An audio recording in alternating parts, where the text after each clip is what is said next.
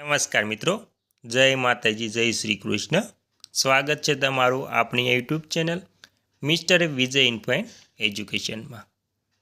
તો વાલા દર્શક મિત્રો, આપણે આજે વાત કરવાની છે કે ગુજરાત રાજ્યના જે નિવૃત્ત થયેલા છે પેન્શનરો તેના વિશે।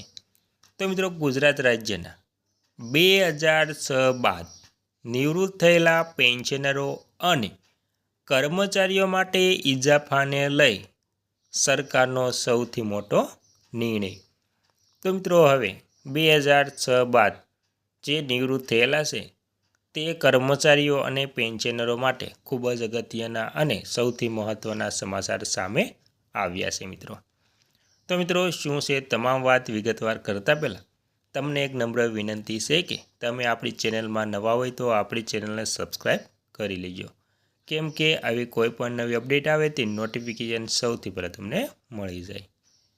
તો મિત્રો, વિગતવાર વાત કરીએ તો રાજ્ય સરકારમાંથી 1 જાન્યુઆરી 2026 બાદ દર વર્ષની 30 જૂને નિવૃત્ત થયેલા અને હવે થનારા કર્મચારીઓને એક નોશન ઇજાફો આપી તેમના પગાર ધોરણને આધીન પેન્શનની ગણતરી કરવાનો રાજ્ય સરકારે મહત્ત્વનો નિર્ણય લીધો છે।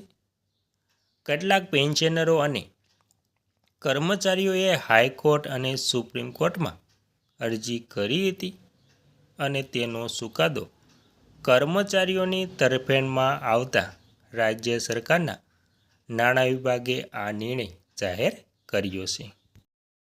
આમ હવે આ કર્મચારીઓને નોશનલ ઇજાફા સાથેના પેન્શન સુધારણાનો લાભ ચાલુ વર્ષની 1 જુલાઈથી ગણતરી કરી મળવાપાત્ર થશે।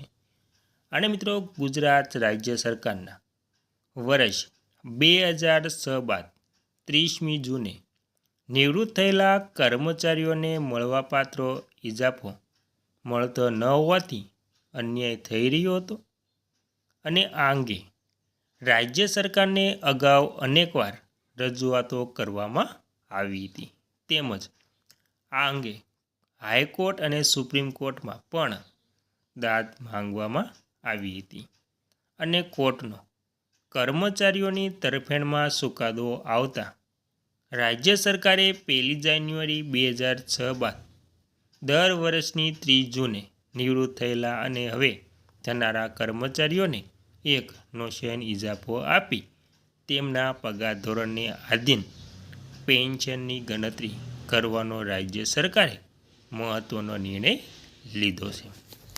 તો મિત્રો, આવી રીતે ગુજરાત રાજ્ય સરકારે 2006 બાદ જે નિવૃત્ત થયેલા છે તેમના માટે રાજ્ય સરકારે સૌથી મોટો નિર્ણય લીધો છે। ત્યારબાદ મિત્રો, વિગતવાર વાત કરીએ તો સૂત્રોના જણાવ્યા મુજબ રાજ્ય સરકારમાં ઘણાય કર્મચારીઓ અને અધિકારીઓ એવા છે જેમની ચોક્કસ જન્મ તારીખ ન હોવાથી પ્રમાણિત જન્મ તારીખ 1 જૂન લખાય છે। આવા કર્મચારીઓ તેમની વય નિવૃત્તિના 58 વર્ષે 30 જૂને નિવૃત્ત થાય છે। સરકારમાં પગારના નિયમો અનુસાર પગાર ધોરણો ઇજાફાનો 1 જુલાઈથી ગણતરી કરીને લાગુ કરવામાં આવે છે। જો કે આવા કર્મચારીઓ ઇજાફાની ગણતરીને ધ્યાનમાં લેવાના એક દિવસ પહેલાં જ નિવૃત્ત થતા હોવાથી તેમણે નોકરી કરી હોવા છતાં ઇજાફો મળતો ન હતો। સરકારે જાહેર કરેલા ઠરાવ અનુસાર આવા કર્મચારીઓ પૈકી જેમણે નિવૃત્તિ સમયે ફરજ બજાવેલી જગ્યા પર જ 1 વર્ષની નોકરી કરીને વય નિવૃત્તિ મેળવી હોય તેમને જ આવો ઇજાફો મળવાપાત્ર રહેશે। પંચાયત સેવાના અનુદાયી સંસ્થાના કર્મચારીઓને પણ આ નિર્ણય લાગુ પડશે મિત્રો।